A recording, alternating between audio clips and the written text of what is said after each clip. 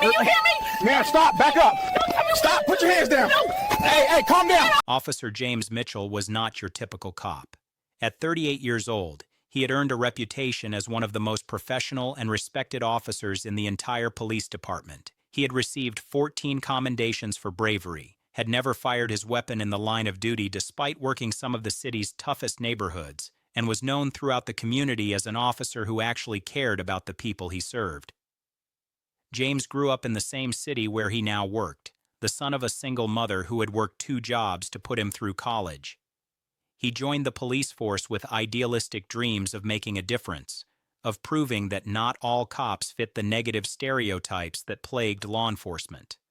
Over his 12 years on the job, he had maintained that idealism even when it would have been easier to become cynical and jaded. That Friday evening, James was working the evening shift in one of the city's wealthiest neighborhoods.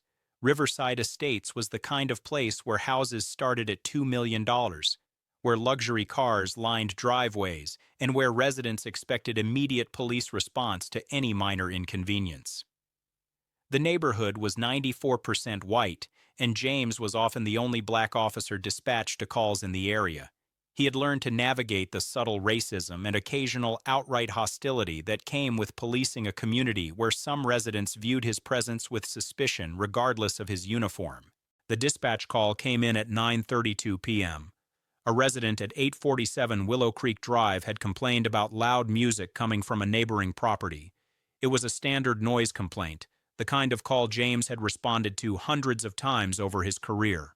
He pulled up to the address at 9:47 p.m., parking his patrol car on the street and approaching the house where the music was clearly audible even from outside. The house belonged to the Martinez family, a Hispanic couple in their 50s who had recently moved into the neighborhood. They were hosting a small gathering to celebrate their daughter's college graduation. James walked up to the front door and knocked politely. Mrs. Martinez answered with a warm smile, apologizing before he even had a chance to explain why he was there. She had been meaning to turn down the music but had gotten caught up in conversations with guests. James smiled back and explained that they had received a complaint from a neighbor. Mrs. Martinez immediately called her husband, and within 2 minutes the music volume had been reduced to a reasonable level. James thanked them for their cooperation, congratulated their daughter on her graduation, and turned to leave. It should have been the end of a routine call. That's when Helen Blackwood appeared on her front lawn next door. Helen was 52 years old, a real estate developer who had lived in Riverside Estates for over 20 years. She was wealthy, connected to local politicians and business leaders, and had a reputation in the neighborhood for being difficult to deal with. But what James didn't know as he walked back to his patrol car was that Helen Blackwood had a much darker side that she had successfully hidden from public view for years. Helen marched across her perfectly manicured lawn and blocked James's path to his vehicle. Her voice was loud enough to carry down the entire street as she demanded to know what he was doing in her neighborhood.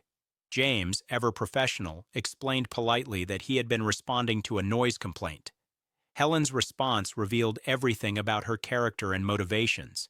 She said she hadn't called about a noise complaint. She had called about suspicious people in the neighborhood who didn't belong there. When James asked what she meant by that, Helen looked him up and down with undisguised contempt and said that people like him and the Martinez family were ruining the neighborhood. James felt his jaw tighten, but he maintained his composure. He had dealt with racism before, both subtle and overt, and he knew that losing his temper would only make things worse. He explained calmly that he was a police officer responding to a legitimate call and that the situation had been resolved. Helen stepped closer, invading his personal space in a way that was clearly meant to intimidate. She told him that she didn't care if he wore a badge. She said she knew he was just another thug pretending to be something he wasn't. The body camera footage captured every word of this exchange. It showed James standing perfectly still, his hands visible at his sides, his voice calm and measured as he tried to de-escalate the situation. It showed Helen becoming increasingly aggressive, her words becoming more explicitly racist with each passing moment. She accused James of only being hired because of affirmative action. She said real officers wouldn't waste time on trivial complaints in neighborhoods like hers. She demanded his badge number so she could report him to his superiors for harassment. James provided his badge number without hesitation. He had nothing to hide and everything about his conduct had been appropriate. But Helen wasn't satisfied. She pulled out her phone and began recording her own video, though her version would tell a very different story than what the body camera showed. She started yelling that James was threatening her, that he had approached her property without cause, that she feared for her safety. None of it was true, but Helen had learned over her 52 years that tears and accusations from a white woman could destroy a black man's life regardless of the facts. That's when Helen made her first critical mistake. She reached out and grabbed James's uniform, attempting to rip off his badge. James instinctively stepped back and raised his hands defensively, clearly stating on camera that she should not touch him. But Helen persisted, lunging forward again and this time scratching her fingernails across James's face with enough force to draw blood. The body camera captured the entire assault in crystal clear detail. James could have arrested Helen on the spot for assaulting a police officer. He would have been completely justified in restraining her and placing her in handcuffs. But James made a different choice, one that would prove to be brilliant in ways he couldn't yet imagine. He stepped back, radioed for backup, and simply waited while maintaining his distance from Helen. He wanted everything documented without any possibility of claiming excessive force or misconduct on his part. Helen, emboldened by what she perceived as weakness, escalated her behavior even further. She began throwing objects from her front yard at James. Garden decorations, potted plants, anything she could grab became a projectile. James dodged most of them while his body camera captured every throw. Helen was screaming now, her face contorted with rage, all pretense of being a frightened victim abandoned as she revealed the depths of her hatred. Backup arrived within 6 minutes. Officers Rodriguez and Chen pulled up to find their colleague standing calmly by his patrol car, while a woman threw landscaping materials at him from her front lawn. Both officers immediately recognized the situation for what it was, and their own body cameras began recording from different angles. They approached Helen and attempted to calm her down, but she turned her fury on them as well. When Officer Chen, an Asian American woman, tried to speak with Helen, she was told that she also didn't belong in America and should go back where she came from. The neighbors had all come outside by this point. Some were recording on their phones. Others were simply watching in shock. The Martinez family stood on their front porch, horrified that their small gathering had led to this confrontation. Helen's own husband, Richard Blackwood, came outside and tried to get his wife to come back into the house. She shoved him away and continued her tirade against the officers. Quick question for everyone watching. Have you ever witnessed someone completely destroy their own life through their own actions? Let me know in the comments, because what happens next with Helen Blackwood is absolutely stunning in its self-destructive completeness. Officer Rodriguez made the decision to arrest Helen for assault on a police officer and disorderly conduct. As he moved to place her in handcuffs, Helen fought back violently. She kicked Rodriguez in the shin, tried to bite Chen's arm, and continued screaming about how they had no right to touch her. It took all 3 officers to finally restrain her and get her into the back of a patrol car. The entire struggle was captured on multiple cameras from multiple angles, leaving absolutely no doubt about who the aggressor was in this situation. But Helen wasn't done yet. From the back of the patrol car, she began making threats. She said she knew the mayor personally. She claimed her attorney would have all 3 officers fired before sunrise. She promised to sue them for everything they had and to make sure they never worked in law enforcement again. The officers had heard similar threats before from other entitled suspects, but what made Helen's different was that she actually did have connections. She really did know the mayor. She really did have an expensive attorney on retainer, and she fully intended to use every bit of her privilege and power to destroy the careers of these officers who had dared to arrest her. James rode in the patrol car behind the one transporting Helen to the county jail. His face was still bleeding from where she had scratched him, but he refused medical treatment until after she was processed and booked. He wanted to make sure she couldn't claim he had abandoned his duties or exaggerated his injuries. Every decision he made was calculated to protect himself from the false accusations he knew were coming.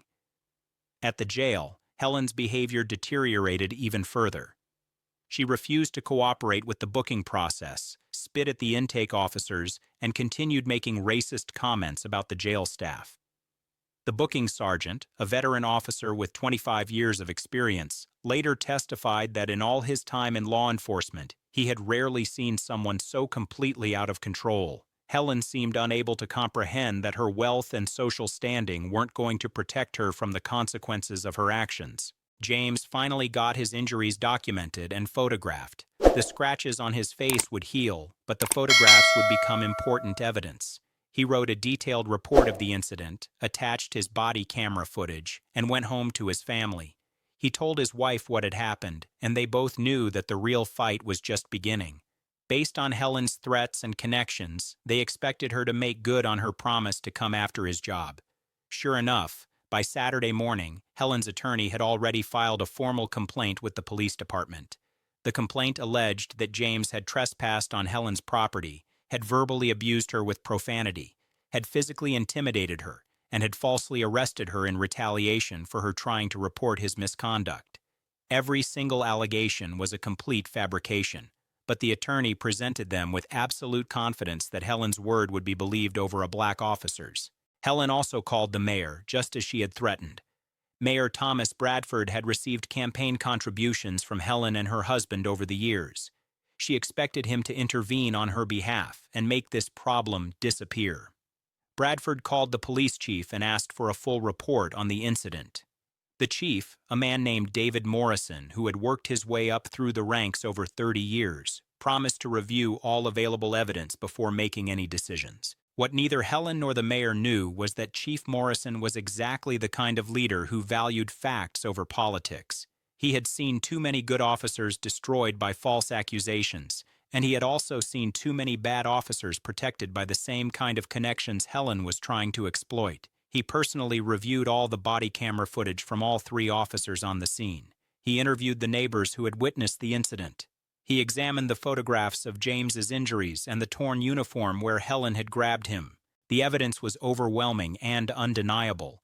Helen had assaulted a police officer, had resisted arrest, and had made terroristic threats against law enforcement officers. There was no ambiguity, no room for interpretation. Chief Morrison prepared a detailed report for the mayor explaining exactly what had happened and recommending that the city fully support the officers involved and proceed with prosecuting Helen to the fullest extent of the law. Mayor Bradford found himself in an uncomfortable position. He couldn't ignore the clear evidence of Helen's guilt, but he also didn't want to alienate a major campaign donor and her wealthy social circle. He tried to find a middle ground, suggesting that perhaps Helen could attend some kind of anger management program in exchange for having the charges reduced. Chief Morrison's response was blunt and uncompromising. He said that if any other citizen had assaulted a police officer in this manner, they would be prosecuted without hesitation, and that treating Helen differently because of her wealth and connections would itself be a form of corruption. The mayor reluctantly agreed to let the prosecution proceed, but he made it clear to the chief that he expected this situation to be handled quietly, without unnecessary media attention. That request lasted approximately 48 hours, which was how long it took for the body camera footage to leak to local news media. Someone within the police department, disgusted by the mayor's attempt to downplay the incident, had anonymously provided the video to reporters. The footage went viral within hours of being broadcast on local news. By Sunday evening, it had been picked up by national media outlets. By Monday morning, it had been viewed over 10 million times on social media. The image of Helen Blackwood attacking Officer James Mitchell while he remained professional and composed became a symbol of everything wrong with entitled privilege and racism in America. The public reaction was swift and intense. Helen's real estate development company began receiving thousands of angry calls and emails. Her social media accounts were flooded with criticism and condemnation. Business partners began quietly distancing themselves from her. The upscale boutique shops where she was a regular customer suddenly became too busy to accommodate her. Restaurants where she had standing reservations claimed they were fully booked. Helen found herself experiencing a level of social ostracism she had never imagined possible. But the consequences were just beginning. The district attorney, a woman named Rebecca Santos, who had built her career on refusing to give special treatment to wealthy defendants, charged Helen with 4 felonies: assault on a peace officer, resisting arrest, making terroristic threats, and hate crime enhancements based on her racist statements captured on camera. Each charge carried significant prison time, and Santos made it clear she would be seeking the maximum sentence. Helen's attorney, an expensive criminal defense lawyer named Marcus Graham, tried every tactic he could think of to get the charges dismissed or reduced. He argued that Helen had been under extreme stress that night. He claimed she had been drinking and wasn't in full control of her faculties. He suggested that she had felt threatened by Officer Mitchell's presence despite all video evidence showing the exact opposite. None of his arguments gained any traction with prosecutors who had watched the crystal-clear body camera footage. The trial became a media spectacle. Reporters packed the courtroom every single day. Legal analysts dissected every piece of evidence on television news programs. Officer James Mitchell testified for 2 full days, walking the jury through every moment of that Friday evening encounter. His testimony was calm, detailed, and completely credible. He never exaggerated or embellished. He simply told the truth and let the video evidence speak for itself. Helen's decision to testify in her own defense proved catastrophic. Under cross-examination by prosecutor Rebecca Santos, Helen's carefully constructed image of being a frightened victim fell apart completely. She contradicted herself repeatedly. She couldn't explain why the video showed her attacking Officer Mitchell when she claimed he had threatened her.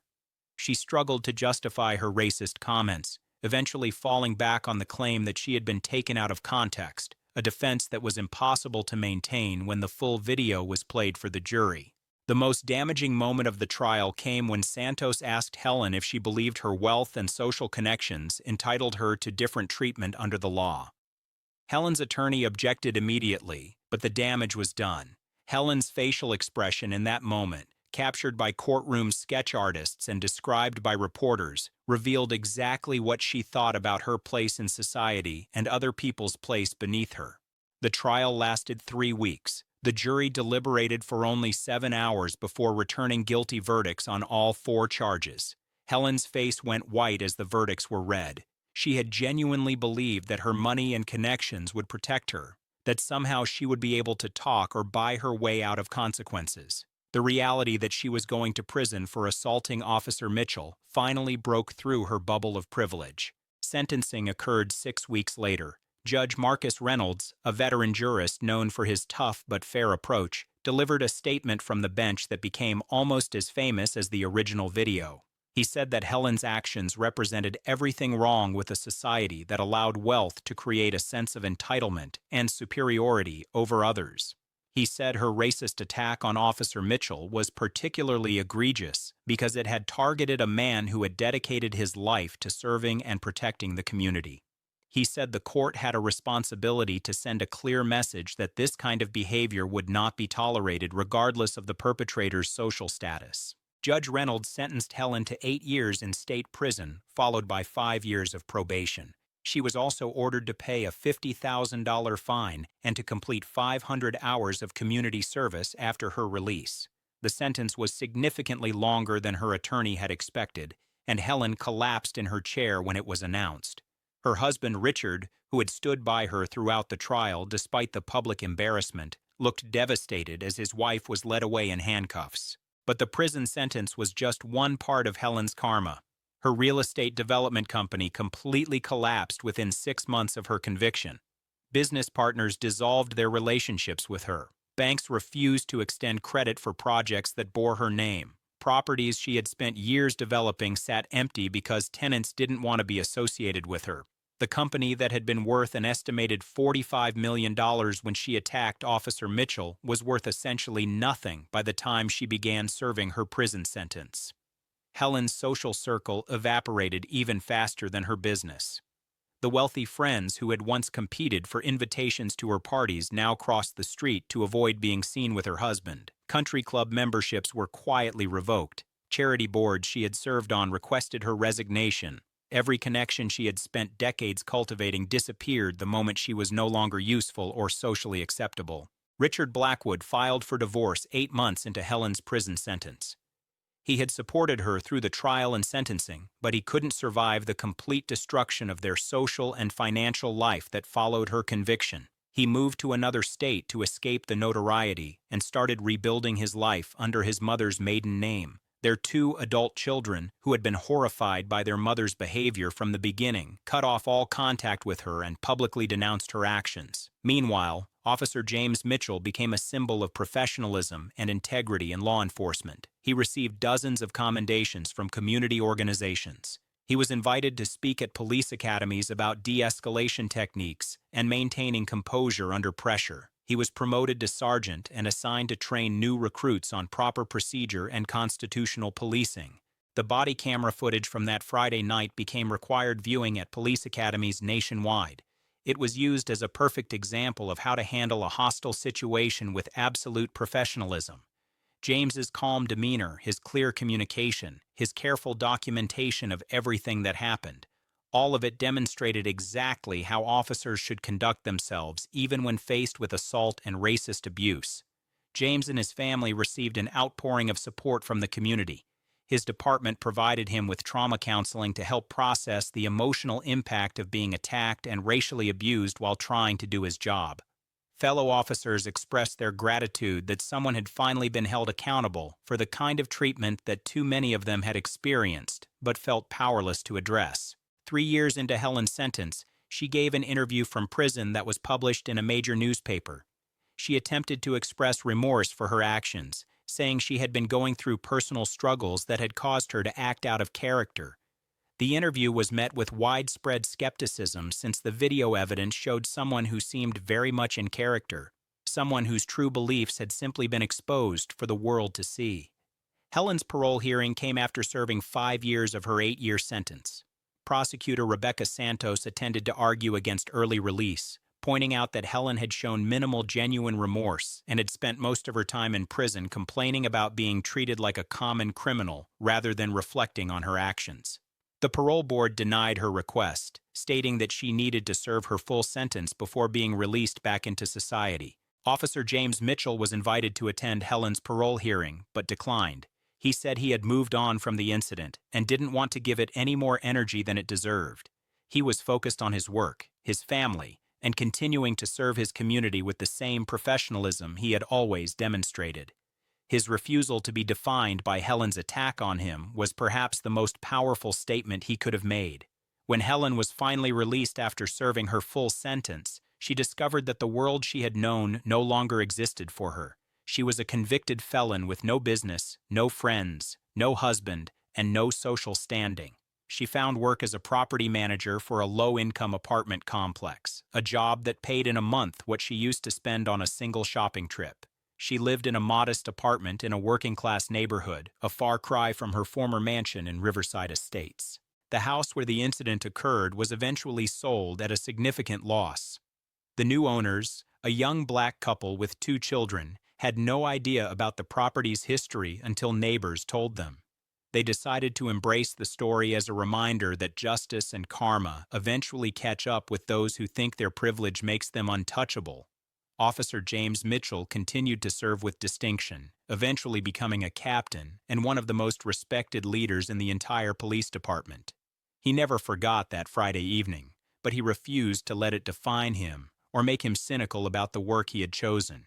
He remained committed to the same ideals that had led him to put on the uniform in the first place, serving the community with integrity, treating every person with respect, and proving through his actions that good police work was possible even in the face of hatred and prejudice.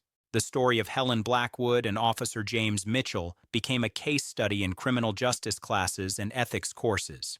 It was used to illustrate how privilege and entitlement could lead to self-destruction, and how professionalism and integrity could triumph over hatred and abuse. The 8-year prison sentence sent a message that assaulting a police officer would result in real consequences, regardless of wealth or social standing. Helen Blackwood thought she could attack a black police officer with impunity, confident that her money and connections would protect her from any consequences. Instead, she handed him the evidence he needed to expose her true character to the world and trigger a spectacular downfall that destroyed everything she had spent her life building. Officer James Mitchell never raised his voice, never lost his composure, never compromised his principles, and ended up vindicated while his attacker lost absolutely everything. This case was intense, but this case on the right-hand side is even more insane.